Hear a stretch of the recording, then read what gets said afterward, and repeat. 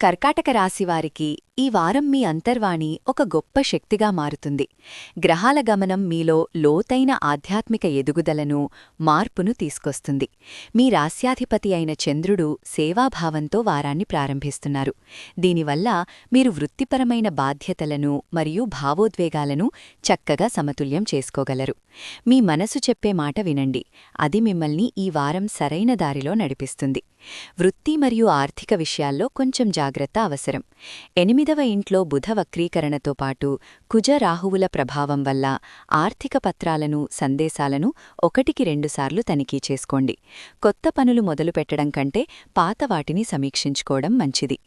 కొన్ని ఖర్చులు లేదా జాప్యాలు ఎదురైనా నిరాశ చెందకండి. అదృష్ట స్థానంలో శుక్రుడు ఉచ్చస్థితిలో ఉండటం వల్ల ఒక గురువు లేదా పెద్దల మద్దతుతో మీకు మంచి అవకాశాలు లభిస్తాయి. ప్రేమ మరియు కుటుంబ విషయాల్లో ఈ వారం చాలా అద్భుతంగా ఉంటుంది. ఉచ్చస్థితిలో ఉన్న శుక్రుడు మీ వ్యక్తిగత జీవితంలో సామరస్యాన్ని, అనుబంధాన్ని పెంచుతాడు. సంబంధాల్లో ఉన్న సందిగ్ధతలు తొలగి ప్రశాంతత లభిస్తుంది. కుటుంబంతో కలిసి ఆధ్యాత్మిక యాత్రలు ప్లాన్ చేయటానికి ఇది మంచి సమయం. అయితే మాట్లాడేటప్పుడు కాస్త సున్నితంగా ఉండండి. పాత గొడవలను తవ్వుకోకుండా పరస్పర గౌరవంతో భవిష్యత్తును నిర్మించుకోండి.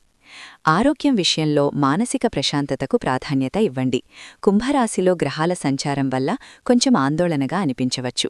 జీర్ణక్రియ పట్ల శ్రద్ధ వహించండి మరియు తగినంత నీరు తాగండి. ధ్యానం, ప్రకృతిలో గడపడం మరియు మంచి నిద్ర వల్ల ఉపశమనం లభిస్తుంది.